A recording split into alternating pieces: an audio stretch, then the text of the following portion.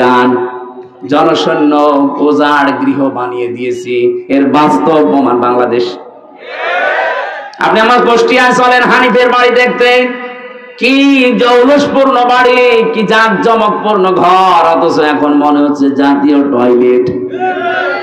শুধু এইটা না, গত পরশুদিন আমি দিনাজপুরে ছিলাম, ওখানকার যিনি এমপি ছিল, মন্ত্রীও ছিল এক সময়, সেই লোকটার বাড়ি আমাকে দেখাতে নিয়ে গেল। কি অবস্থা, আমার মনে হচ্ছে 8-9 জন মিলে একসাথে টয়লেট করছে। মনে আছে জাতীয় টয়লেট পেয়েছে, অথচ কয়েকদিন আগে ওখানে মানুষ গিয়ে দুর্বিসন্ধি করতো, ষড়যন্ত্র করতো মানবতার বিরুদ্ধে, ইসলামের বিরুদ্ধে, মুসলমানদের বিরুদ্ধে। আপনি মিলাতে পারছেন না? আল্লাহ যেন দেখিয়ে দিচ্ছে, এই সেই ঘর, এই সেই, বলেন আপনি ঢাকা ধানমন্ডি যান, এই সেই ঘর। আজকেও পেপারে দেখলাম 4-5 জন একসাথে